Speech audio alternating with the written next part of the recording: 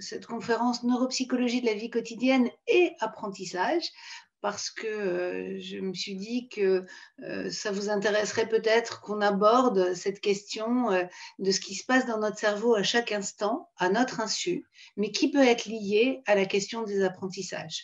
Et donc, l'idée de cette conférence vient du fait que j'ai récemment écrit un livre qui s'appelle « Une journée dans le cerveau d'Anna », où j'essaye de décrypter ce qui se passe dans le cerveau d'une jeune femme toute la journée, au quotidien, à son insu, et tout ce qui peut bien influencer toutes les différentes tâches qu'elle va faire tout au long de la journée. Alors, on va faire ce petit voyage ensemble, mais avec des thèmes donc, qui sont liés à l'éducation et à l'apprentissage. Donc, on peut très bien étudier maintenant cette neuropsychologie de la vie quotidienne, non seulement à la maison, mais aussi à l'école ou au travail. Et donc, l'idée, c'est vraiment d'apprivoiser ces processus cognitifs, que ce soit ce qui se passe lors des interactions sociales, lorsqu'on perçoit, lorsqu'on comprend ou lorsqu'on produit des émotions, lorsqu'on apprend. Et puis, évidemment, ça a énormément d'implications pour les apprentissages. Et donc, je ferai de temps en temps des petites incursions dans le domaine de l'éducation ou de la clinique, si on dit un mot des troubles des apprentissages. Alors, actuellement, en neurosciences et en neuropsychologie, il y a un enjeu très important qui est d'essayer de comprendre comment on peut réconcilier tout ce qu'on connaît du cerveau actuellement. Et donc, vous voyez, on a des connaissances anatomiques, on a des connaissances sur les connexions entre les différentes régions, on a des connaissances sur l'activité cérébrale à chaque instant, on peut mesurer l'activité du cerveau pendant qu'il fait une tâche. On peut aussi étudier des phénomènes physiques, des phénomènes électriques, des phénomènes chimiques. On peut tenter de modéliser ce qui se passe dans notre cerveau et construire des réseaux de neurones. Et tout l'enjeu, c'est de comprendre comment toutes ces représentations et toutes ces connaissances nous permettent de comprendre ce qui se passe dans un cerveau qui produit des émotions, qui a des réactions émotionnelles ou qui comprend les émotions d'autrui ou bien qui réagit ou qui perçoit au quotidien. Et donc, pour l'instant, c'est encore très difficile de mettre en relation ces phénomènes physiques, biologiques, chimiques, électriques et nos pensées, nos réactions, nos sensations. Et donc, dans ce livre, j'ai eu envie d'expliquer ce qui se passait dans notre cerveau, dans toutes les tâches de la vie quotidienne et comment toutes ces tâches pouvaient finalement nous apprendre des choses sur le fonctionnement de notre cerveau. Et donc, évidemment, aujourd'hui, on ne va pas pouvoir tout balayer, mais je vous ai fait une petite sélection qui pouvait vous intéresser. Et donc, on va parler un petit peu mémoire, attention, stress, vagabondage mental, pour parler un petit peu de tout ce qui se passe quand notre cerveau s'échappe, mais aussi motivation et altruisme, puisque vous verrez, tous ces sujets ont un lien avec les apprentissages. Alors, on va commencer à parler attention et multitasking, parce que c'est une problématique qui est extrêmement importante actuellement. Donc, première question qu'on pourrait se poser, que je pourrais vous poser, est-ce que notre cerveau peut réellement faire deux choses à la fois? Alors, vous voyez de plus en plus sur Internet ou dans les journaux des représentations de ce qu'on vit actuellement, de ces situations de multitasking. Ce qui est très intéressant, c'est que si vous allez regarder les représentations visuelles, vous allez vous rendre compte que ce sont souvent des femmes qui sont représentées. Et ce qui est amusant, c'est qu'elles ont souvent le sourire, comme si ça se passait bien, qu'elles arrivaient à faire tout ça. Ce qui est plus inquiétant, c'est que vous voyez peut-être en bas à droite, on voit apparaître des représentations d'enfants qui sont dans ces situations de multitasking, y compris très jeunes. Alors, est-ce qu'on peut faire deux choses à la fois ou pas? Ben, oui et non.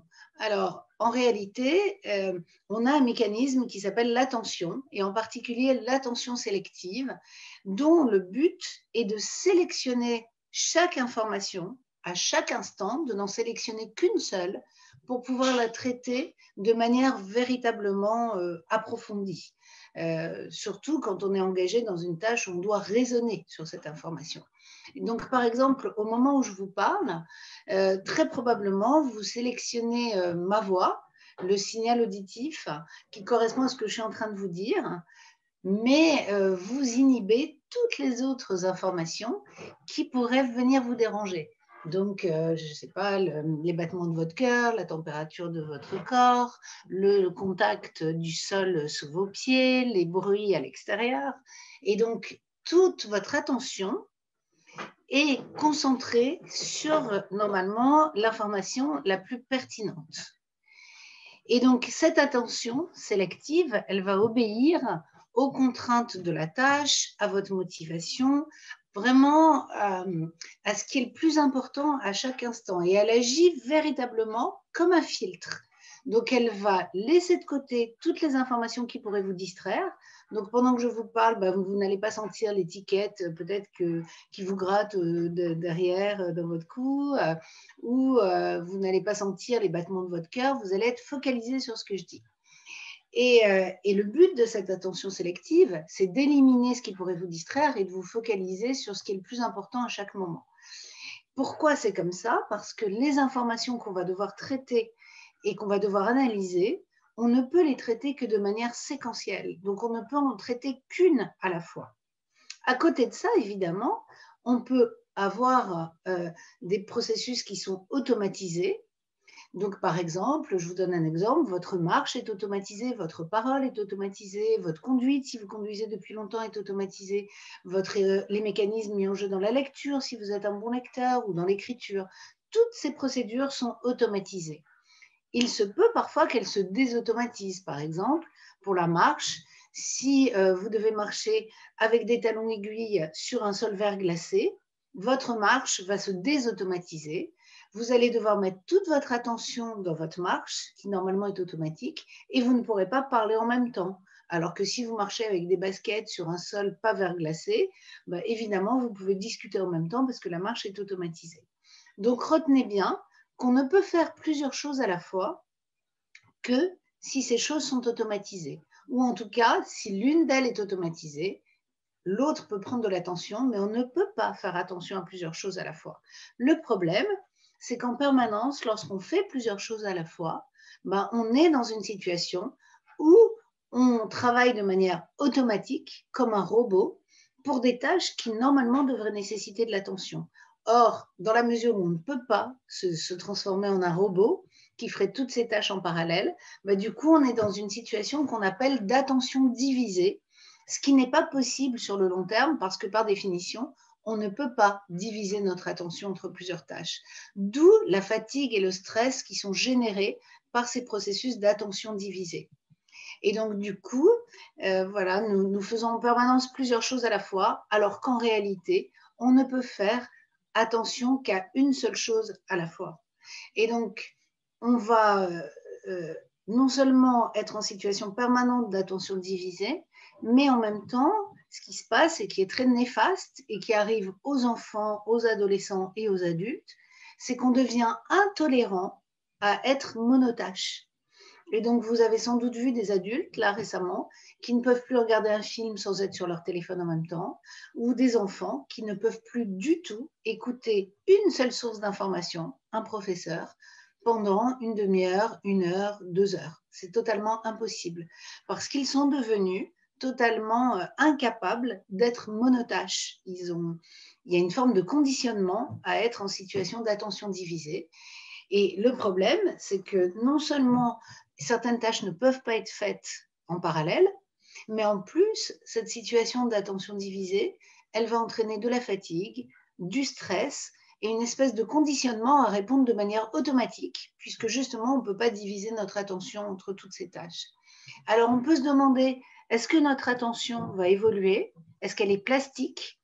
Alors, autant vous dire qu'on n'y est pas encore pour l'instant. Et donc, notre cerveau et notre attention sont encore dans un mode tel que celui que je vous ai décrit, c'est-à-dire séquentiel pour les activités qui nécessitent de l'attention et parallèle uniquement pour les activités totalement automatisées. Alors, ça a des implications, évidemment, dans la vie de tous les jours, mais aussi à l'école. On va devoir apprendre à distinguer ce qui est une cible et ce qui est un distracteur à chaque instant, pour pouvoir se focaliser sur la cible, sur la tâche pertinente et pouvoir inhiber les distracteurs. Et évidemment, en parallèle, on va essayer d'automatiser tout ce qui peut l'être. Donc, je vous donne un exemple. Un enfant qui aurait encore du mal à lire, bah, le déchiffrage prendrait toute son attention et du coup, il ne pourrait pas orienter son attention sur d'autres tâches, comme par exemple comprendre le contenu de ce qu'il est en train de lire. Donc, on va essayer de favoriser des activités qui nécessitent de l'attention en séquentiel et non en parallèle, parce qu'on n'y arrivera pas. Et surtout, il faut penser à faire des pauses avant de ne plus avoir de ressources attentionnelles. L'erreur qu'on fait, c'est toujours qu'on s'arrête au moment où on n'est plus capable de faire attention. Donc, on se dit, bon, bah, stop, je fais une pause parce que là, je ne peux plus faire attention. Sauf que si on s'arrête à un moment où on n'a plus de ressources attentionnelles, bah, du coup, on aura beaucoup plus de mal, même après la pause, à recruter ces capacités à nouveau. Alors que si on s'arrête à un moment où on a encore des capacités, donc on se dit, bon, ça va encore, mais je sens que là, j'ai quand même beaucoup travaillé, je fais une pause et je pourrais me remobiliser beaucoup plus facilement après. Alors, ces pauses qui finalement nous redonnent des capacités attentionnelles, on sait que ça peut être de l'humour, rire avec des gens, rire en regardant, je sais pas, un petit bout de spectacle amusant, rêver, laisser son esprit vagabonder, discuter, donc être en interaction avec des gens, mais aussi se promener. Et je vous livre les résultats de cette étude qui a montré que se promener pendant une demi-heure dans un environnement naturel permettait significativement d'améliorer ses capacités attentionnelles et sa mémoire. Alors, on continue, puisqu'on parlait attention, on va parler de quelque chose qui nous semble être l'inverse de l'attention, qui est le vagabondage mental. Donc, est-ce qu'on doit laisser son esprit vagabonder quand on est en train de travailler ou quand on est à l'école? Alors, en général, qu'est-ce qui cause le vagabondage mental?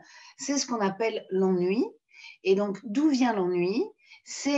Donc, l'ennui, c'est l'incapacité de maintenir son attention sur une tâche. Et on sait maintenant qu'on s'ennuie, soit si une tâche est trop monotone, qu'on peut prédire vraiment ce qui va se passer, que l'environnement est trop prédictif, soit à l'inverse, qu'elle est trop difficile. Et donc, du coup, ce qui est intéressant, c'est que l'ennui survient lorsque il n'y a pas de surprise, lorsque tout est vraiment trop prédictif, ou au contraire, lorsque tout est tellement nouveau et tellement compliqué qu'on ne peut pas prêter notre attention. C'est trop, ça demande trop d'attention.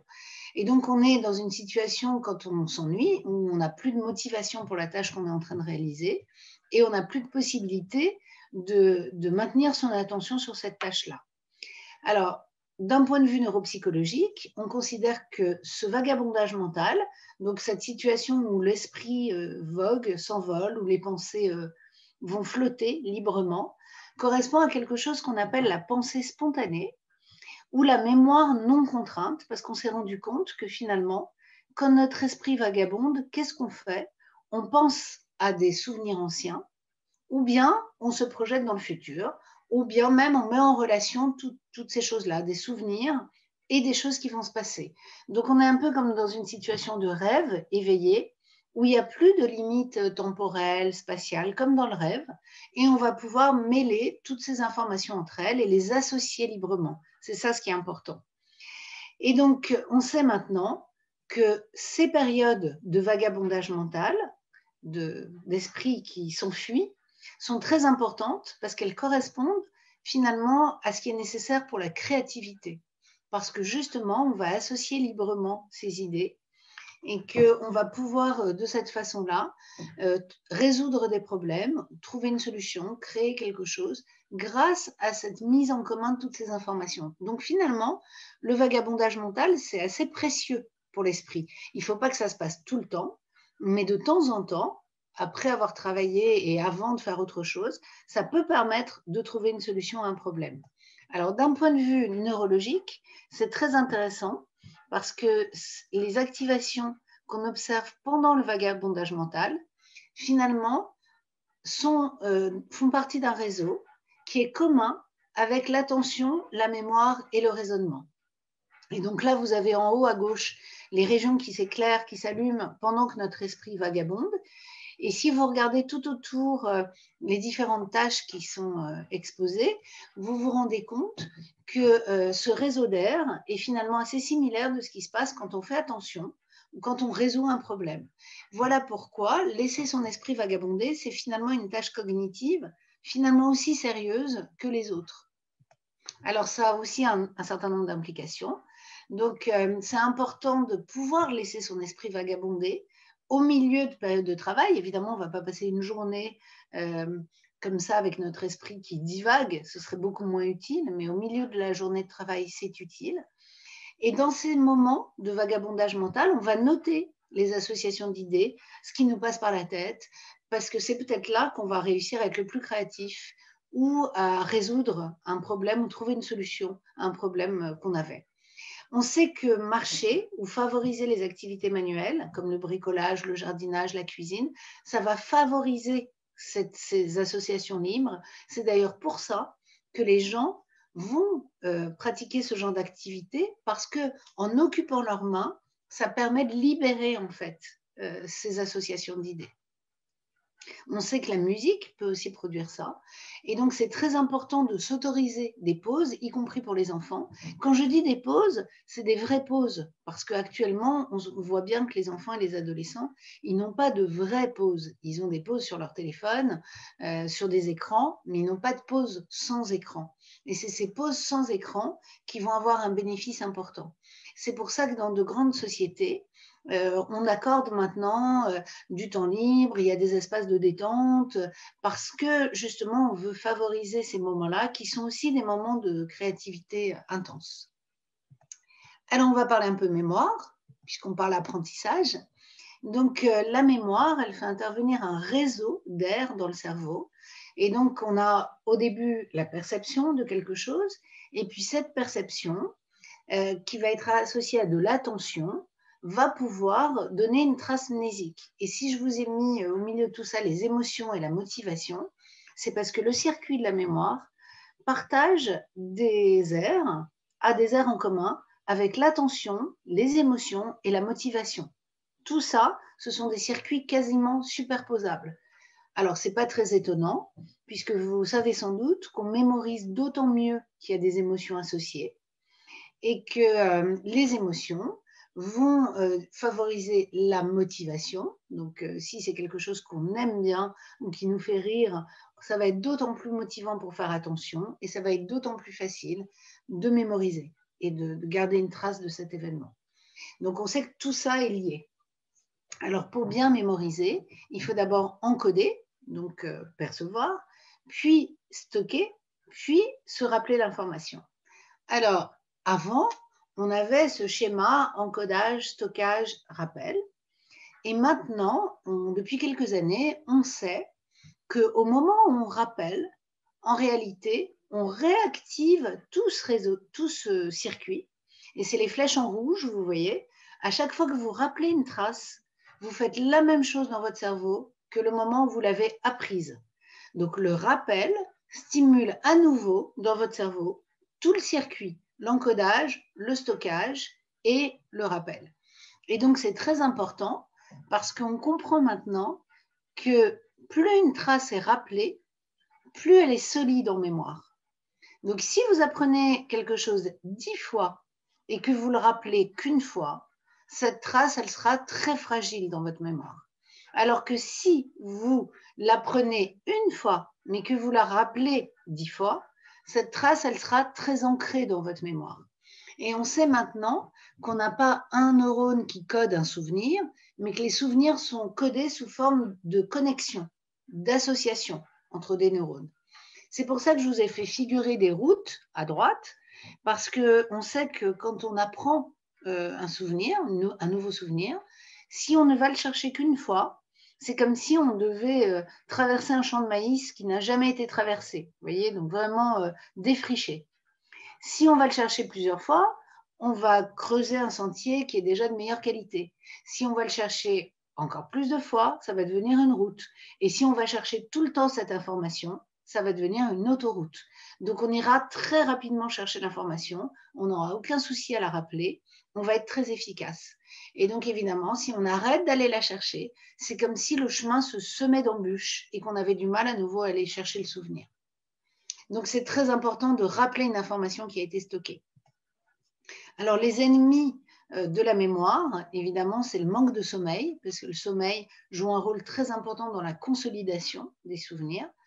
Ça va être aussi les écrans, évidemment, parce que quand vous utilisez beaucoup d'écrans, d'une part, votre sommeil est de moins bonne qualité, on le sait maintenant, mais en plus de ça, votre attention est de moins bonne qualité. Et en plus de ça, c'est comme si vous déléguiez votre mémoire à votre téléphone, par exemple. Vous avez peut-être vu récemment qu'à chaque fois que les gens vivent une scène importante, ils sont à une cérémonie ou ils sont en vacances devant un point de vue magnifique, au lieu de regarder avec leurs yeux et de mémoriser avec leurs yeux, vous voyez une nuée de téléphones parce que les gens filment en fait ce qu'ils regardent en se disant qu'ils vont le garder dans la mémoire de leur téléphone. Sauf qu'à force de déléguer nos capacités à des outils dits intelligents, en réalité, on affaiblit nos propres capacités avec un risque non négligeable qu'elles disparaissent. Et donc, on sait bien, vous savez, vous avez déjà entendu cette blague qui dit que le cerveau est le seul outil qui s'use si on ne s'en sert pas. Et c'est exactement ça. Donc, si on n'utilise pas nos capacités, forcément, elles vont être vouées à se dégrader et c'est vrai pour la mémoire. Donc, c'est très inquiétant actuellement parce qu'il y a de plus en plus de plaintes mnésiques chez des sujets jeunes qui vont consulter, vraiment dans des consultations mémoire qui étaient jusqu'il n'y a pas longtemps réservées à des sujets âgés. Alors, on quitte la question de la mémoire pour parler du stress et de l'effet du stress dans les apprentissages. Alors, on sait qu'on a des hormones du stress, comme le cortisol, qui est associé au stress chronique, ou l'adrénaline, qui est associée au stress brutal, aigu. Et depuis quelque temps, on sépare les niveaux de stress entre le stress qu'on appelle moteur, j'y reviendrai, celui qui nous ferait avancer, le stress qui serait supportable, qui n'est pas forcément un moteur, mais qu'on arrive à supporter, et le stress traumatique, qui est vraiment ce qu'on vit dans des situations, vous savez, quand on parle de stress post-traumatique. Alors, là encore, comme l'ennui, ce qui est intéressant, c'est que le stress peut survenir soit dans des situations où on a trop d'informations, par exemple dans les situations de burn-out, où on est sollicité, tellement sollicité que voilà, le stress atteint des niveaux trop importants, soit au contraire dans les situations d'ennui, de bore-out, où on n'a pas assez de choses à faire et du coup, le cerveau tourne en rond et finalement, on a un niveau de stress qui augmente du fait du trop peu d'activité intellectuelle. Donc, on sait que ce stress, il peut être aigu ou chronique, il peut être contrôlable ou incontrôlable, il peut être faible ou très important, lié à une tâche ou pas lié à une tâche, donc un stress ambiant général. Et donc, pendant longtemps, on a voulu dire que le stress pouvait avoir une valeur positive.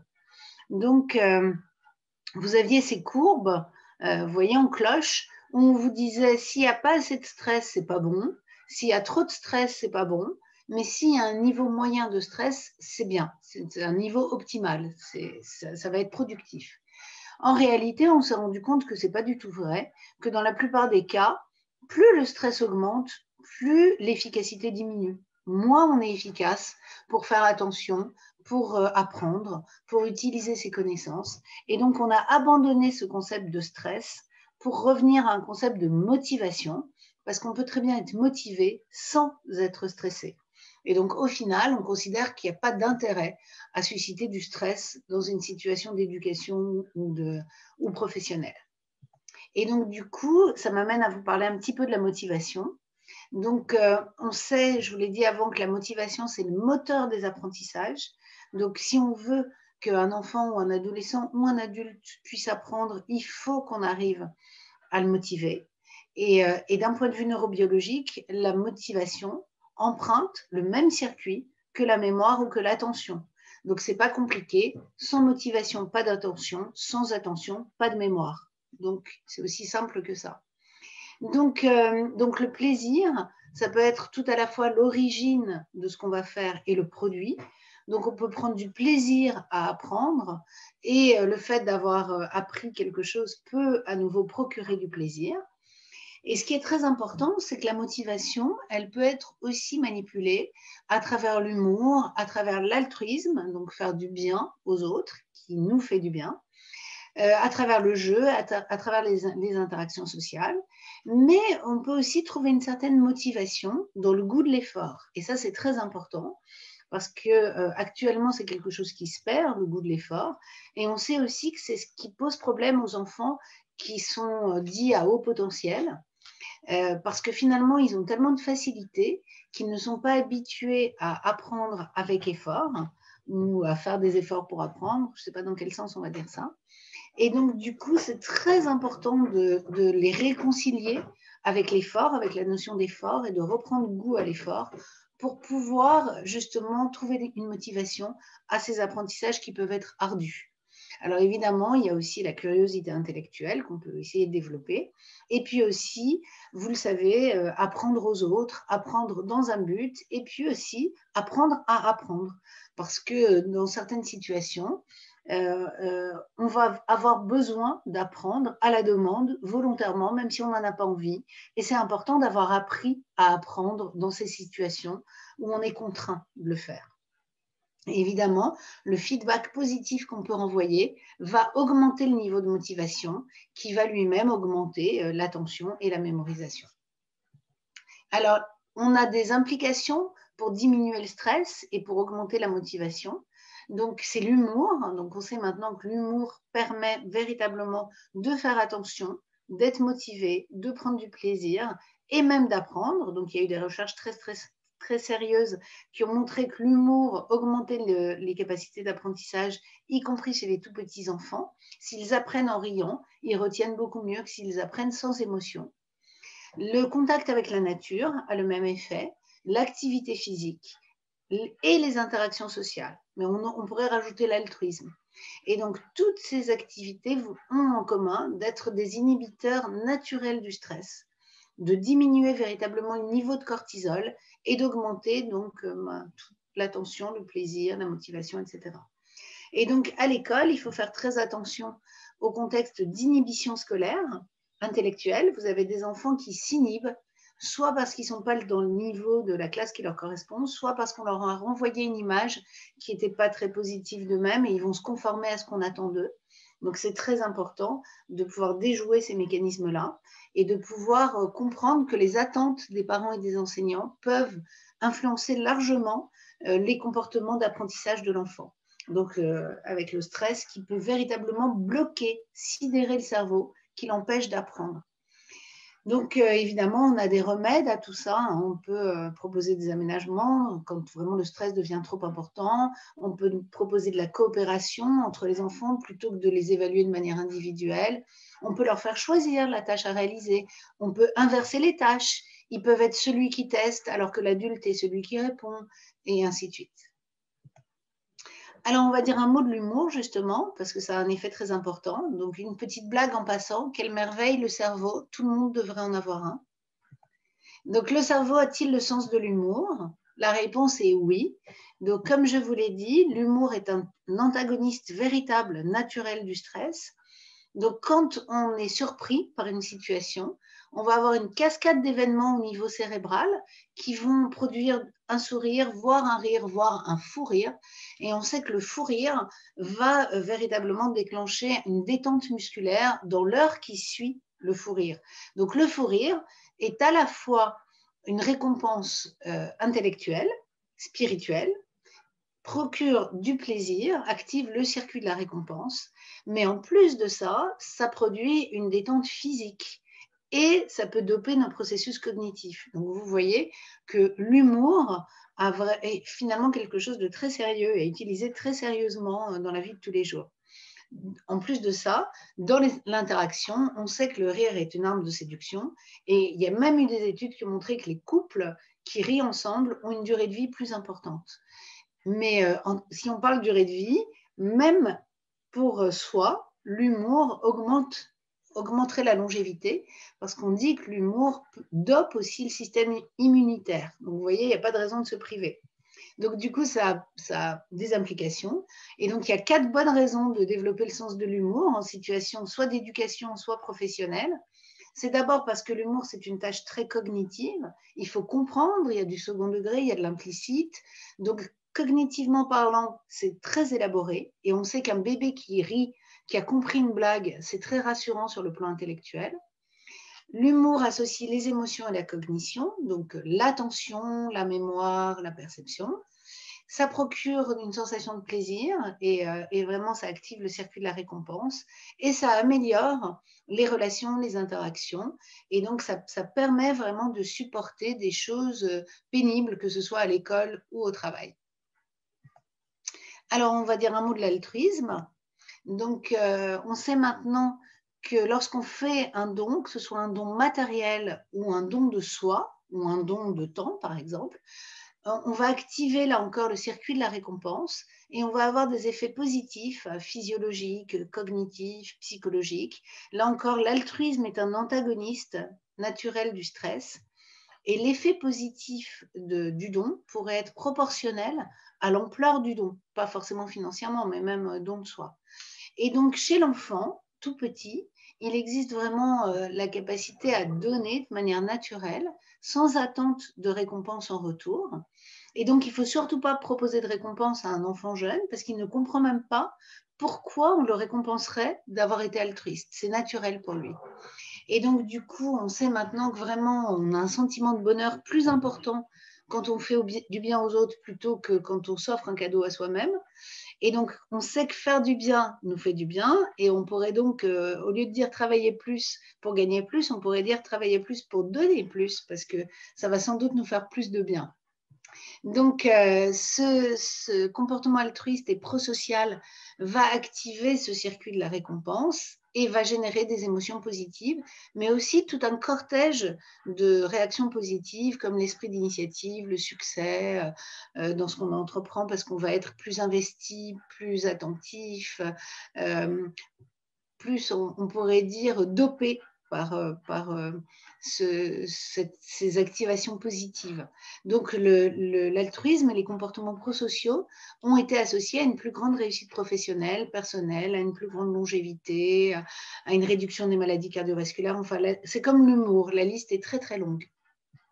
Et donc, ça a des implications cliniques et éducatives parce que du coup, il y a ce qu'on appelle le cercle vertueux de l'altruisme parce que pour être altruiste, il faut donc percevoir correctement une situation, comprendre que l'autre a besoin de nous. Du coup, ça va entraîner un certain nombre de processus cognitifs pour essayer de trouver une solution. Et donc, ça va activer tous ces processus d'attention, de raisonnement, etc. Et donc, on peut éduquer les enfants à l'altruisme et cette éducation à l'altruisme va leur permettre de développer un grand nombre de processus cognitifs. Donc, c'est très important de conserver cette tendance naturelle de l'enfant. Et il y a plein de programmes en ce moment qui émergent dans les écoles d'éducation à l'altruisme. Et si ça vous intéresse, je vous en dirai un mot, puisque moi, je collabore, par exemple, avec l'école de la philanthropie. Et on essaye de comprendre si éduquer les enfants à la philanthropie pourrait réduire certaines difficultés et améliorer certains processus cognitifs. Et donc, que ce soit chez l'enfant typique ou atypique, développer l'empathie, l'altruisme, les comportements prosociaux pourrait avoir des effets bénéfiques, non seulement sur les interactions, mais aussi sur les processus cognitifs. Voilà, alors peut-être un petit mot de l'intelligence. On a beaucoup, ces dernières années, utilisé des tests de QI qui sont censés mesurer le niveau intellectuel, mais en réalité, ces tests de QI mesurent la capacité à réaliser des tâches visuelles, auditives, verbales, qui sont censées mesurer l'intelligence. Mais donc, on sait maintenant que le QI n'est pas lié à la réussite professionnelle ou scolaire, que le QI dépend d'un grand nombre de facteurs, et donc il faut faire très attention. Quand le QI est supérieur à la moyenne, certes, il élimine un problème cognitif. Quand il est inférieur à la moyenne, il ne dit rien du problème sous-jacent. Il se peut très bien que l'enfant ait un problème visuel, verbal, attentionnel qui l'empêche de faire les tâches qui sont censées mesurer l'intelligence, ou bien qu'il soit inquiet, pas motivé, fatigué, et que tout ça influe sur son niveau intellectuel. Donc, du coup, il faut faire très attention, y compris parce que ces tâches de QI utilisent énormément la vision, le raisonnement visuel, et que, par exemple, dès qu'on va avoir un problème visuel ou neurovisuel, on peut avoir une baisse de ce QI qui ne dit rien de l'intelligence, mais qui est biaisé par ce trouble-là. Donc, du coup, ça a un certain nombre d'implications. On ne fait pas de test de QI s'il y a des troubles instrumentaux. Au contraire, on va essayer de faire une batterie de tests pour essayer de comprendre quel type de trouble l'enfant a, et on ne le soumettra certainement pas à des tests qui sont censés mesurer l'intelligence, mais qui risqueraient de le mettre en échec du fait de ses difficultés verbales, visuelles, attentionnelles, etc. Donc, la seule utilité du QI, c'est quand on veut comparer un sujet par rapport à lui-même. Par exemple, un enfant qui aurait eu un souci, une maladie, on lui ferait passer un test de QI et on le retesterait 2 ans après, 4 ans après, pour voir comment il évolue. Mais sinon, de manière absolue, ça a très peu d'intérêt actuellement. Alors, je vais conclure en vous rappelant que la plupart de nos processus cognitifs ne sont pas conscients. Donc, souvent, on ne voit que la partie vraiment visible de ces processus, mais la majeure partie de nos processus est inconscient. Et c'est pour ça que j'ai eu envie, ces dernières années et dans ce livre, de vraiment décoder tous ces processus et de les expliquer, parce que comme ils ne sont pas conscients, par définition, on ne les connaît pas et du coup, peut-être qu'on les utilise pas à bon escient. Ce que je voudrais vous rappeler, que j'ai dit, c'est que l'activité cérébrale est toujours intense dans notre cerveau, même quand notre esprit vagabonde, on a une activité intellectuelle soutenue. Donc, il ne faut pas s'empêcher de s'ennuyer ou de laisser notre esprit divaguer. Et puis, je voudrais dire un mot de ce qu'on appelle aujourd'hui la neurodiversité, qui pour moi se résume plutôt par le fait qu'on a tous des cerveaux différents, pas forcément différents morphologiquement, mais différents dans leur fonction, dans leur façon de fonctionner. Et donc, je dis souvent que c'est un petit peu comme si on achetait le même frigo, nous tous, et que dedans, on y mettait des choses complètement différentes. Certains que des légumes verts, d'autres que des canettes de bière, d'autres que des pizzas, et ainsi de suite. On aurait tous le même frigidaire, mais au final, on n'en ferait pas du tout la même utilité. Et donc, c'est pareil pour nos cerveaux. On a un cerveau qui est morphologiquement très proche, mais on ne s'en sert pas du tout de la même manière. Et c'est très important de garder cette diversité des façons de faire. Chez un même sujet, il y a même une très grande variabilité. Et donc, par exemple, si on demande à un sujet quel nombre il prend entre 1 et 10 pour faire 10, certains vont dire 1 plus 9, certains vont dire 7 plus 3, certains vont dire 10 plus 0. Et ce sera autant de façons de faire que de personnes. Et cette diversité-là, elle est très importante et il faut la cultiver. Donc, pour finir, j'ai essayé du coup de mettre l'accent sur le fait que, vous voyez, on connaît maintenant les régions cérébrales qui sont impliquées dans différentes tâches: le raisonnement, le contrôle, l'attention, la flexibilité, la cognition spatiale, la mémoire. Mais ce qu'on sait moins, c'est que ces mêmes régions sont activées par d'autres processus qui nous paraissent beaucoup moins sérieux, comme l'humour, l'altruisme, le vagabondage mental, etc. Et pourtant, ce sont les mêmes régions qui s'activent de la même manière. Si on regardait juste l'activité cérébrale, on ne pourrait pas savoir si on est en train de faire attention ou si notre esprit est en train de divaguer. Et donc, du coup, c'est important de garder ça à l'esprit, parce qu'on peut aussi stimuler notre cerveau grâce à des tâches qui ont l'air apparemment moins nobles. Voilà, je vous remercie de votre attention et je réponds à toutes vos questions. Un grand merci, Madame Chocron, pour cet exposé limpide.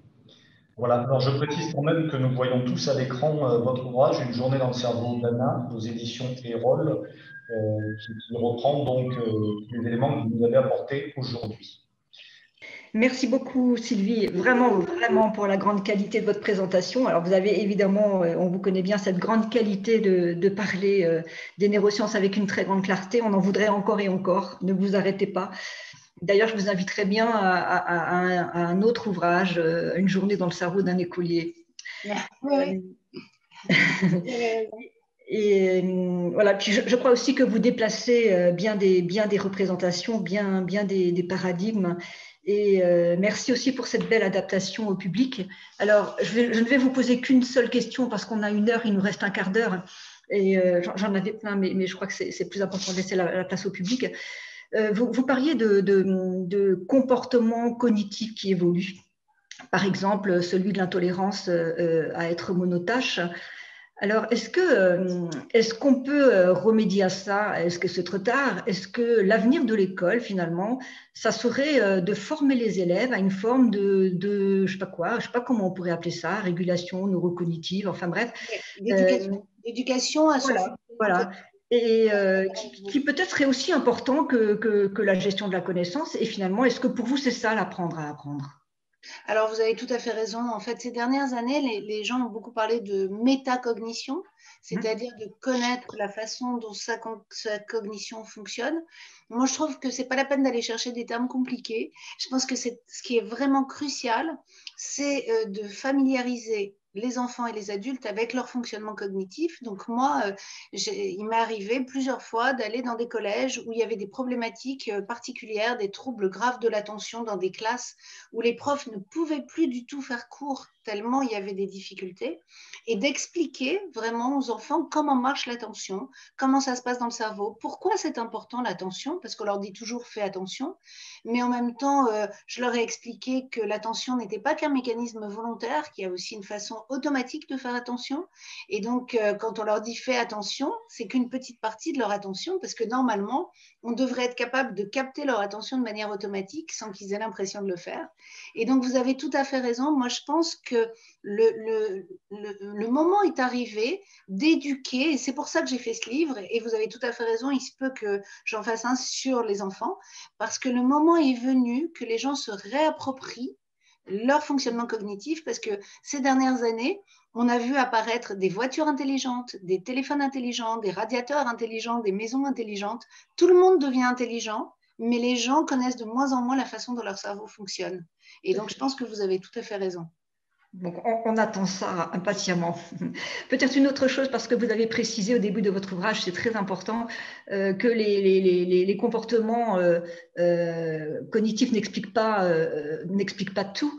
Et finalement, quelle place a la psychologie par rapport aux neurosciences, justement? Alors en fait, moi j'accorde une place extrêmement complémentaire et je suis très engagée dans le discours, dans la relation entre la psychanalyse et les neurosciences, parce que c'est pour ça que j'ai commencé par une diapo en vous disant comment réconcilier tous ces phénomènes biologiques et les sensations et les émotions. Et là encore, vous avez raison, on doit envisager ça de manière intégrée et comprendre dans quelle mesure notre cerveau influence nos émotions et dans quelle mesure nos émotions influencent notre cerveau. Et donc on ne peut pas dissocier les deux. À mes yeux, c'est indissociable. Oui, c'est très bien de le dire et de le redire très fort. Bien sûr.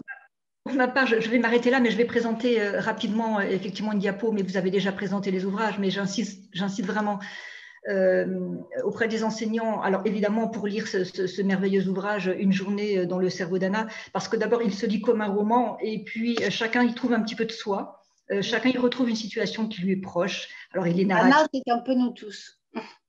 Oui. Et voilà, on apprend plein de choses sur la gestion du quotidien. Et puis, je crois que c'est aussi un ouvrage que les enseignants pourront partager avec leurs élèves pour éclairer les questions essentielles, comme vous l'avez fait, l'altruisme, l'art et le cerveau, l'attention, le souvenir des rêves et même le cerveau amoureux. Donc, il est passionnant. Mesurer l'intelligence, parce que vous proposez une réflexion distanciée sur l'intelligence, comme vous venez de le faire, parce que c'est un sujet épineux, l'intelligence. Il y a des croyances et des fausses croyances qui persistent, et c'est bien normal. Et je trouve que ce livre est dans une juste distance, il est extrêmement éclairant. Et puis j'inviterai aussi les gens à écouter, parce que vous faites des chroniques sur le magazine de la santé de France 5, donc d'aller écouter les enregistrements. Vous y proposez régulièrement des chroniques comme l'attention, faire du bien, fait du bien, le mécanisme de la création, voir avec les yeux ou le cerveau, peut-on apprendre sans en avoir conscience, etc. Et pour terminer rapidement, dire que vous avez écrit un article d'ailleurs dans Sciences humaines qui va sortir au mois d'avril et qui s'appelle justement « On ne voit pas avec les yeux, mais avec le cerveau ». Donc, merci beaucoup Sylvie, et je crois que c'est important de passer aux questions du public. Merci Pascal. Oui, alors, il y a quelques questions dans le chat. Déjà, je vais poser la première qui a été posée. Pensez-vous que dans un avenir plus ou moins proche, nos cerveaux seront capables d'être multitâches avec une bonne attention pour les tâches effectuées simultanément? Alors, je pense que ça prendra énormément de temps et je ne suis pas sûre qu'on y arrive vraiment, que tout le monde y arrive et je ne suis pas sûre qu'il faille y arriver. Donc je pense qu'il vaudrait mieux se réapproprier notre capacité à être monotâche, réapprendre à l'être, parce qu'actuellement, on est dans un entre-deux où on fait mal plusieurs tâches à la fois et on n'arrive plus à en faire une seule. Donc, du coup, ce n'est pas une évolution en termes de progrès, c'est plutôt une évolution en termes de perte. Donc, du coup, je serais assez vigilante sur le sujet. Alors, autre question, comment éduquer à l'altruisme à l'école en dehors de l'exemple? Alors, en fait, les programmes différents à l'école primaire et au collège. À l'école primaire, je peux parler du programme de l'école de la philanthropie qui est assez intéressant, où les enfants, au début de l'année, ont une information sur qu'est-ce que c'est qu'être philanthrope, qu'est-ce que c'est que donner de son temps, d'être altruiste, etc. Et ensuite, avec leurs enseignants, ils vont chercher une cause qui les intéresse, ils vont voter collectivement pour une cause, l'environnement, la santé, l'éducation, la pauvreté, la culture, etc. Ils vont ensuite aller chercher une association et ils vont essayer tout au long de l'année de voir qui peuvent aider cette association. Soit en la faisant connaître, soit en gagnant de l'argent pour l'association, soit en les aidant vraiment matériellement. Et donc, du coup, il y a un véritable engagement collectif dans une cause qu'ils ont choisie. Et ce qu'on est en train de mesurer actuellement, c'est est-ce que cette action-là a un bénéfice en termes d'estime de soi, en termes de plaisir à aller à l'école, en termes de partage, en termes de climat en classe, mais aussi en termes d'attention, de capacité verbale, parce qu'ils vont devoir élaborer, parler de ce qu'ils font, etc. Donc c'est très intéressant de mesurer tous les effets positifs de ce type d'action. Bien, alors une question qui vient de tomber à l'instant, serions-nous devenus des canards qui savent marcher, nager, voler, mais ne font bien aucun des trois? Alors, non, je suis pas aussi, je suis d'une nature optimiste, donc je ne suis pas aussi pessimiste que ça. Mais par contre, c'est vrai que j'alerte sur le fait de perdre des capacités parce que vous voyez, enfin, vous avez dû voir régulièrement à la fin de l'été, quand les enfants revenaient en classe, ils avaient toujours un petit peu de mal à écrire parce qu'ils n'avaient pas écrit pendant 2 mois. Donc, ils avaient des crampes, c'était douloureux, c'était coûteux. Et là, on est en train de voir ces choses-là apparaître au quotidien parce que les enfants écrivent de moins en moins, sont sur des claviers ou même sur leur écran tactile, et l'écriture manuscrite pourrait se perdre véritablement. Donc moi, je suis assez vigilante sur ce qui est en train de se passer. Je ne pense pas qu'on fait tout mal. Il y a des choses aussi qu'on fait mieux, certainement. On est peut-être plus flexible, on apprend peut-être plus facilement à faire des nouvelles tâches informatisées, etc. Mais on perd aussi certaines fonctions et surtout, on délègue beaucoup trop. On délègue le GPS, on délègue la mémoire, on délègue la vision, on délègue l'écriture, on délègue tout. On délègue même nos goûts, puisque les réseaux sociaux vont choisir pour vous ce qui vous intéresse. Donc, du coup, il faut vraiment faire attention. Alors, il y a Olfatet qui demande la parole. Vous pouvez poser votre question.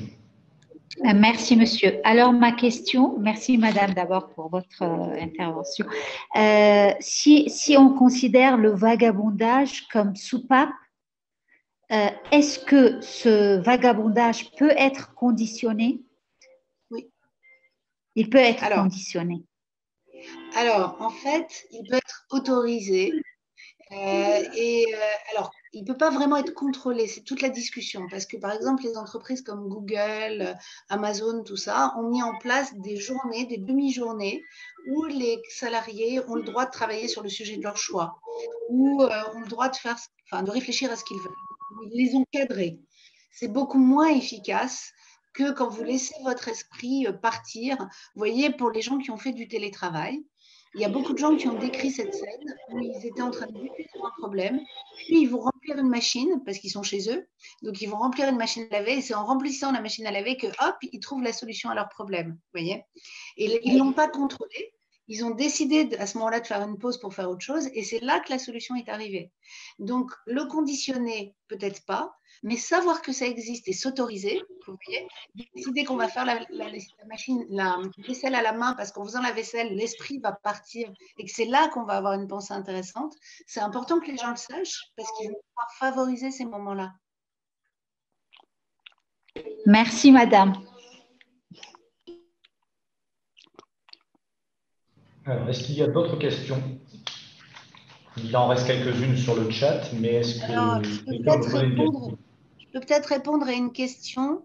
Alors, il y a 2 questions auxquelles je peux répondre rapidement. Pourquoi être multitâche est si séduisant? C'est facile de répondre à cette question parce qu'en fait, c'est très flatteur. On a l'impression qu'on va y arriver, qu'on va tout faire bien en même temps. Alors, dans une certaine mesure, on va pouvoir faire, mais il ne faut pas que ça demande trop d'attention. Il y a des gens aussi qui se rendent compte qu'ils vont écrire un mail à quelqu'un et ils vont dire, ça va se télescoper et ils vont écrire complètement autre chose, la commande pour le restaurant ou autre chose. Et donc, parfois, vous vous rendez bien compte que votre cerveau ne peut plus faire plusieurs choses à la fois. Donc c'est très séduisant dans l'idée parce qu'on a l'impression d'être plus performant, mais en réalité, on l'est moins. Et je peux répondre à la question, est-ce que les troubles visuels impactent la mémoire et l'attention? La vision, c'est le vecteur de l'attention. Chez l'humain, c'est vraiment avec les yeux qu'on fait attention.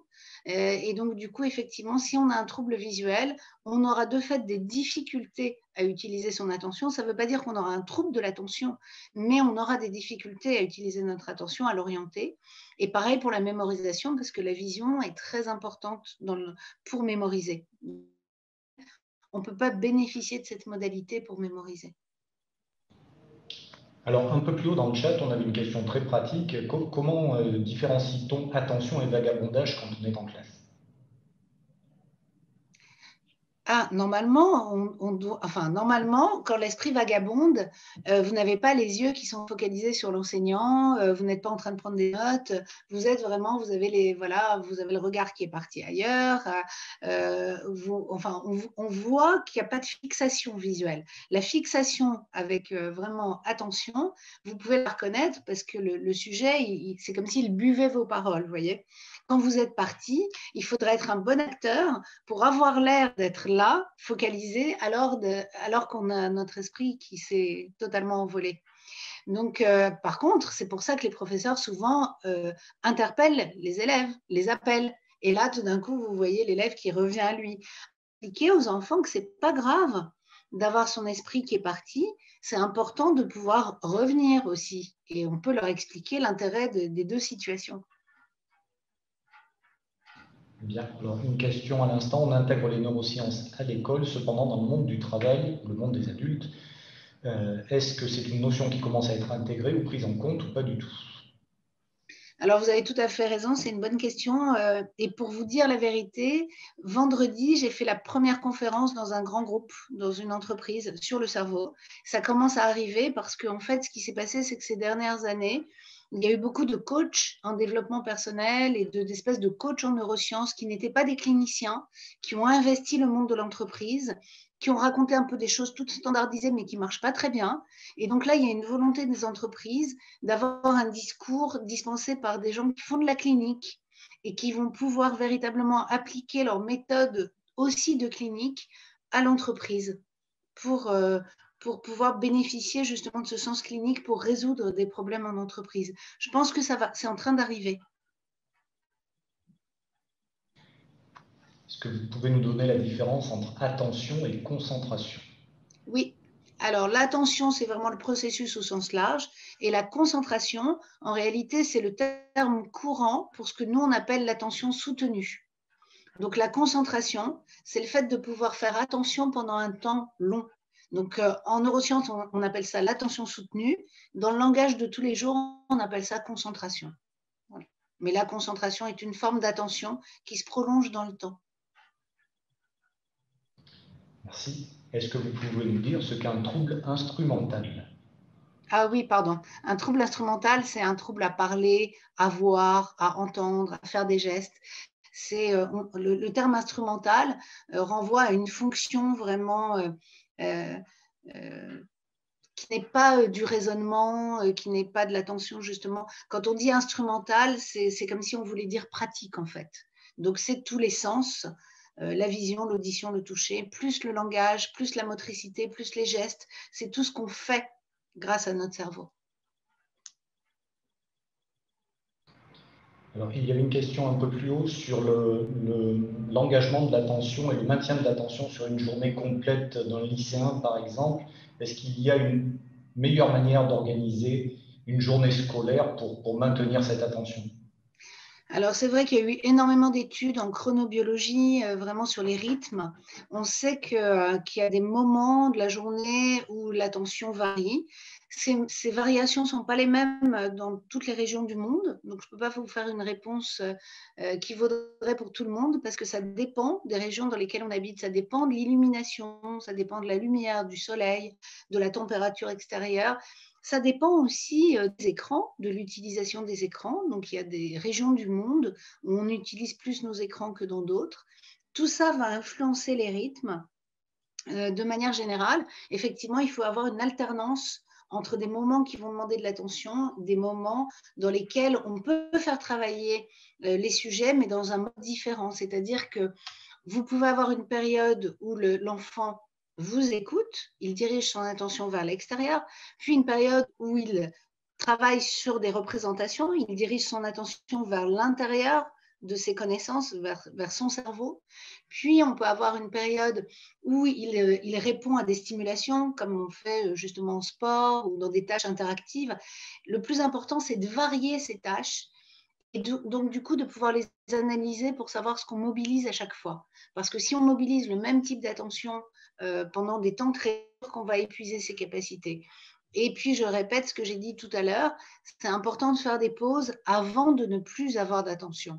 Donc, il faut faire des pauses tant qu'on est bien, tant qu'on est mobilisé. C'est un peu comme si je vous disais, il faut partir en vacances avant d'être épuisé, parce que sinon, vos vacances, elles vous servent juste à être dans un état suffisamment bon pour partir en vacances, vraiment. Vous êtes trop épuisé quand vous vous arrêtez. Voilà, donc c'est important de garder ses capacités avant de faire une pause. Merci. Alors, de temps tourne, on vous poserait 1000 questions, peut-être une toute dernière. Vous avez dit qu'on pouvait éduquer à l'altruisme, l'empathie, mais l'humour. Ah, alors je dirais que la meilleure éducation à l'humour, c'est déjà de savoir ce qui nous fait rire. Et donc, du coup, il faut exposer les enfants, les adolescents, les adultes à plein de choses potentielles qui pourraient les faire rire, parce qu'on ne rit pas tous des mêmes choses. Et donc, c'est précieux de savoir ce qui nous fait rire, parce qu'on va pouvoir justement ensuite en profiter. Donc, en tout cas, merci pour toutes vos questions très, très intéressantes. J'espère qu'on aura un jour l'occasion de poursuivre cette discussion. Avec grand plaisir. Un grand merci à vous. S'il vous plaît, une toute petite, une dernière. Ah, une alors, dernière. question bonus. Allez-y. Voilà. Vous pensez quoi des cartes mentales au primaire? Ah là là, alors c'est Joker. Moi, j'ai pas d'avis sur tout ça Joker. parce que moi, je suis pas dans une pratique où j'utilise des outils standardisés. Et donc, comme moi, je viens du monde de la clinique où la prise en charge est très spécifique pour chaque enfant. Du coup, j'ai pas l'habitude de donner un outil comme les cartes mentales ou autre chose de manière générique pour tous les enfants. Il y a des enfants qui manipulent mieux, qui se représentent mieux les choses mentalement que d'autres. Il y a des enfants qui ont des particularités dans la façon dont ils se représentent les choses. Il y a des enfants qui sont un peu synesthètes, qui ont toutes leurs modalités sensorielles qui marchent ensemble, d'autres pas. Et donc, du coup, moi, en général, je ne suis pas très friande des outils comme ça qui sont proposés de manière générique et standardisée à toute une classe. Ah non, mais moi, c'est pas dans le sens de le généraliser, c'est-à-dire c'est de leur proposer, de leur expliquer un peu comment ça fonctionne et que chacun va avoir la sienne. Il ne va pas y avoir une pour toute la classe exactement la même. Voilà. Chacun va faire à sa sauce, on va dire, donc la façon dont ce qu'il a retenu. Donc, parce que moi, j'essaye de le faire avec des primaires pour justement essayer de centraliser, de les ramener à mémoriser tout ce qu'on a vu, tout ce qu'on a vu sur et un sujet. avoir des représentations. Maintenant, voilà, avoir des représentations, des petites flèches, des petits machins. Mais bien sûr, alors moi ça je pense marche que avec certains, c'est vrai que ça marche avec certains, mais pas avec tous. Voilà. Voilà. Et qu'en plus je suis au Maroc et que où ça s'est vu qu'en français on dessine. C'est ça. Et donc, du coup, en fait, c'est ça ce que je voulais vous dire. C'est ça ce que je voulais vous dire, c'est qu'en fait, déjà, il y aura autant de représentations que de cerveaux, mais en plus de ça, il ne faut pas oublier que certaines personnes se représentent les choses visuellement et d'autres verbalement, et d'autres auditivement, et d'autres… Et donc, en fait, là encore, cette idée qu'on aurait tous une représentation visuelle, spatiale des choses, c'est sans doute pas la réalité. Donc, il y a certains enfants que ça va aider de découvrir ça. Il y a d'autres à qui ça ne va pas du tout parler et c'est pas grave. Ils auront une représentation autre. Voilà. Ouais. Merci. Ok, merci. Merci beaucoup. Merci beaucoup en tout cas. Alors, vous proposiez de prolonger la conférence, Madame Chocron. Il y a une proposition dans le chat. Nous avons des communautés d'apprentissage sur le bien-être au travail. Ce serait donc une option pour prolonger cet échange passionnant. Merci beaucoup, un grand merci pour cette conférence. Merci à tous pour votre présence.